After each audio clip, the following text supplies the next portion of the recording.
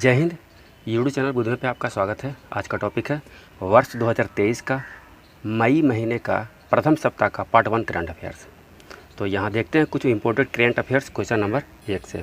Question number 1, world press freedom index 2023 में 161वें स्थान पर कौन सा देश है? 161वें स्थान पर भारत है। बी हो जाएगा इसका आंसर। पूरा देशों की संख्या 180 है और 180 देशों में भारत का स्थान है जो 161वां है। और 180वां स्थान लास्ट में उत्तर कोरिया का स्थान है, जबकि प्रथम स्थान पे नॉर्वे है। और ये पिछले 7 वर्षों से लगातार प्रथम स्थान पे आता जा रहा है। प्रेस की स्वतंत्रता में भारत का स्थान इतना पीछे, जैसे कि देखिए हाल ही में बिहार का एक पत्रकार मनीष कश्यप, जो इतना अच्छा पत्रकार हैं कि सच बोलने से एकदम नहीं डरते हैं, और उन पर तमिलनाडु सरकार ने NSA लगा दिया है। तो इस तरह से पत्रकारों के साथ होगा तो प्रेस की स्वतंत्रता में तो भारत पीछे जाएगा ही। अगला प्रश्न है, हाल ही में नागौर ज़िले में लिथियम का भंडार मिला है, जो जम्मू कश्मीर से भी बड़ा भंडार है। यह किस राज्य में है? नागौर ज़िले है जो राजस्थान में है। सी हो जाएगा इसका आंसर। और यहाँ लिथियम का इतना बड़ा भंडार मिला है जो जम्मू कश्मीर से भी ज़्यादा है, क्योंकि हाल ही में जम्मू कश्मीर में भी बहुत बड़ा भंडार लिथियम का मिला था। और ऐसा दावा किया जा रहा है कि अब भारत की आवश्यकताओं का 80% पूरा हो जाएगा ये सब भंडारों से। और लिथियम आयन बैटरी सबसे ज़्यादा उपयोग इसको रिचार्जेबल बैटरी में किया जाता है। लिथियम का उपयोग और भी कई उपयोग है, लेकिन बैटरी में ज़्यादा उपयोग किया जाता है। अगला प्रश्न है, दुनिया का सबसे लंबे रूट 14.6 किलोमीटर वाली पॉट टैक्सी कहाँ चलाने की योजना बनाया गया? ये है पॉट टैक्सी। ये उत्तर प्रदेश में चलाने की योजना बनाया गया है। बी हो जाएगा इसका आंसर। उत्तर प्रदेश के नोएडा में चलाया जाएगा। ये पॉट टैक्सी होता है ना, जो इलेक्ट्रिक माध्यम से चलता है, इलेक्ट्रिसिटी से चलता है, और ये ड्राइवर लेस भी होता है, इसमें ड्राइवर नहीं होते हैं। और इसका स्पीड है जो 40 किलोमीटर पर आवर तक जाता है। और इस टैक्सी में है जो एक बार में 6 व्यक्ति बैठ सकते हैं।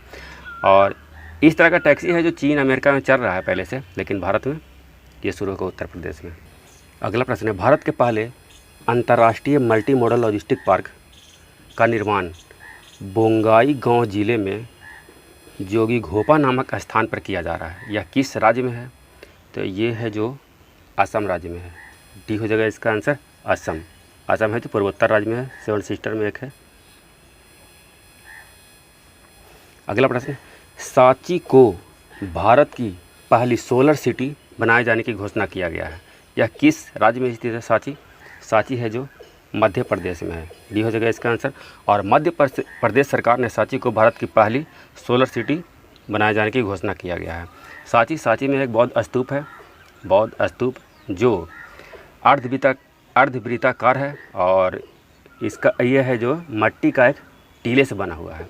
और 1989 में यूनेस्को ने इसे विश्व विरासत स्थल घोषित किया है। और इसका निर्माण है जो सम्राट अशोक द्वारा करवाया गया है।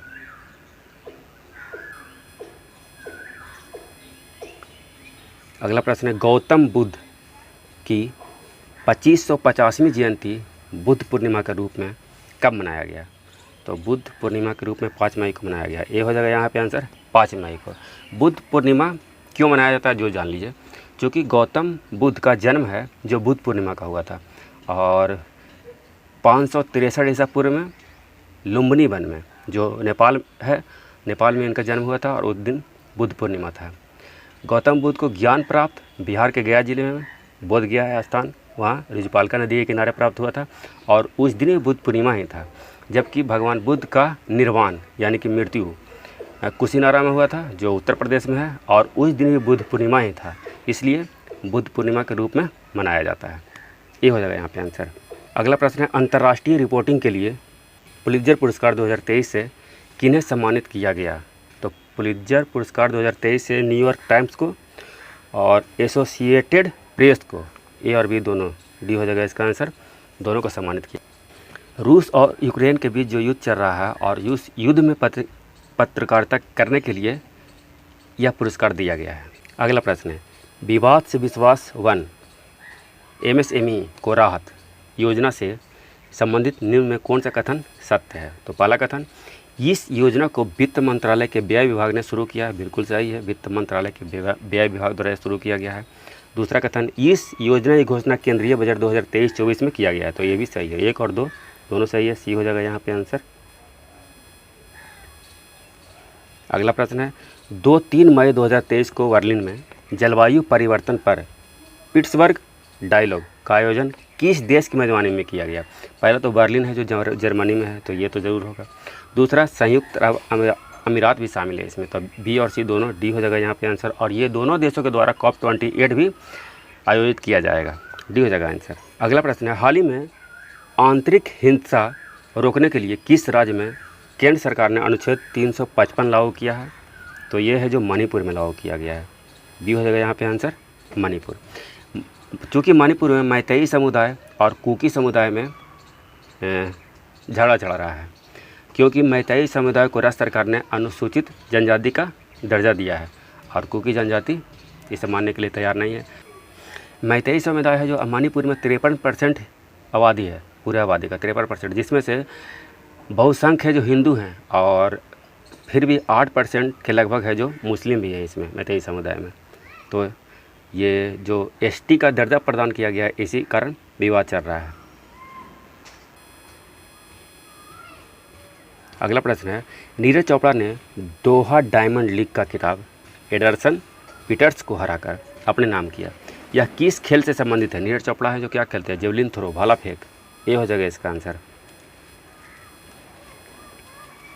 अगला प्रश्न है हाल ही में सीतवे बंदरगाह चर्चा में रहा, जिसे भारतीय सहायता से विकसित किया गया है, और यह कहाँ स्थित है? सीतवे बंदरगाह है जो म्यांमार में है, यहाँ है म्यांमार, बी हो जाएगा इसका आंसर।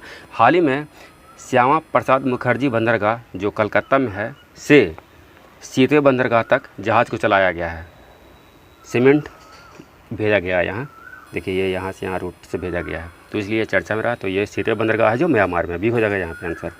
अगला प्रश्न है हाल ही में मध्य अमेरिका के सबसे सक्रिय ज्वालामुखी वोल्कानो ऑफ फायर में विस्फोट हुआ।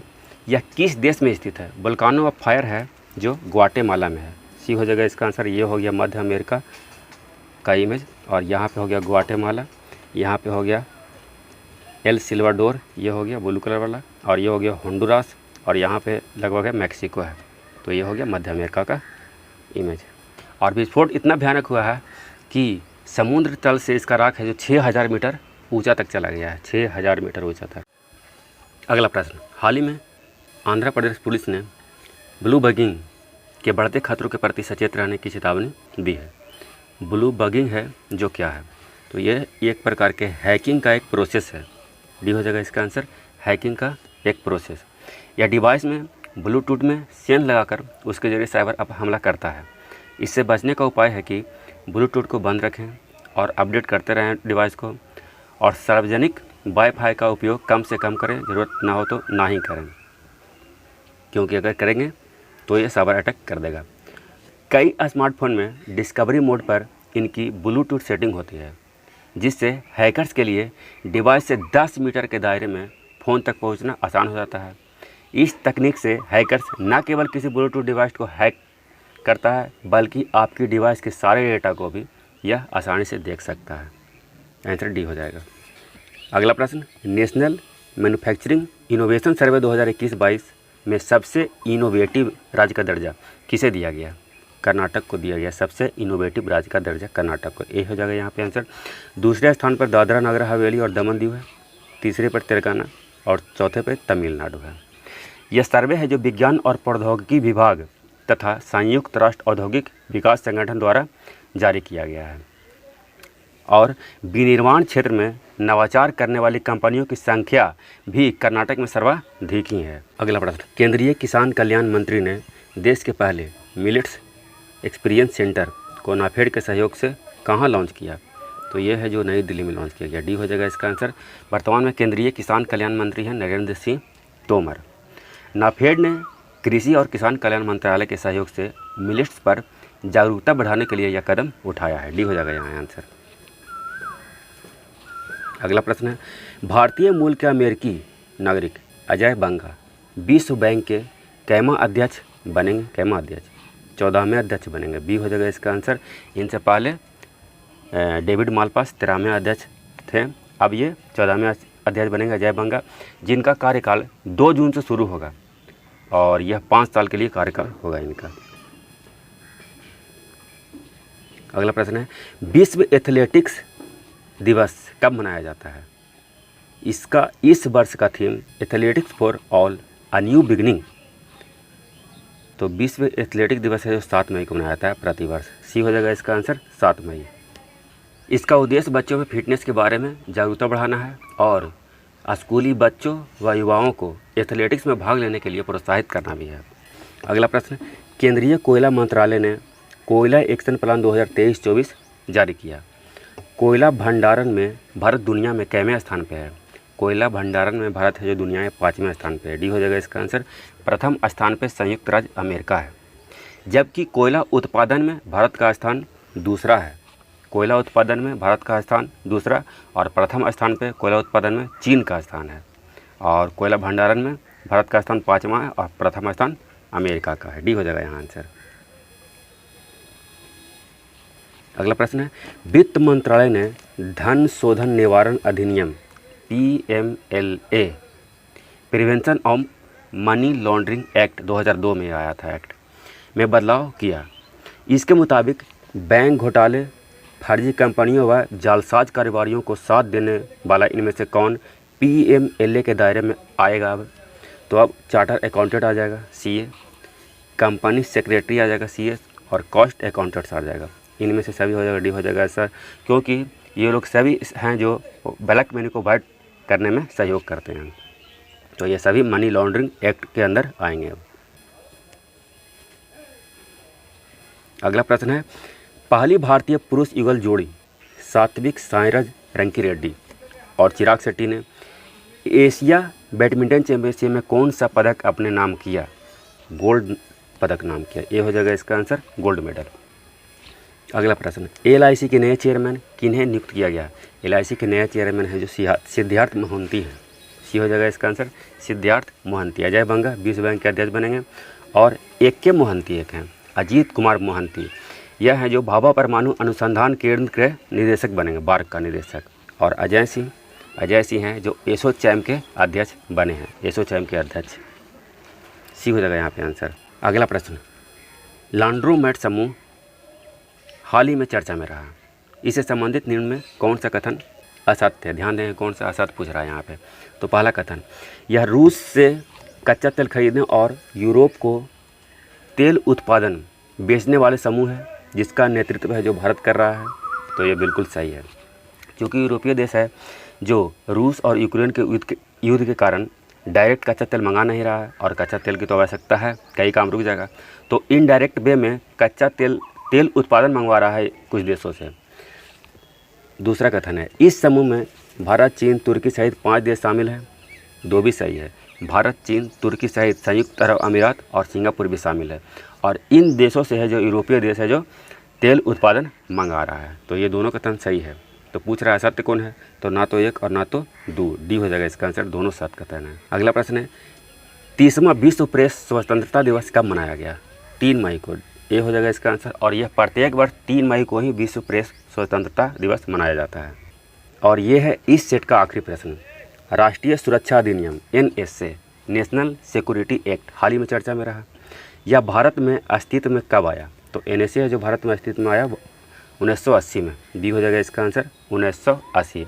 NSA इसलिए हाल ही में चर्चा में है क्योंकि हाल ही में एक बिहार के पत्रकार मनीष कश्यप को पर NSA लगा दिया गया है।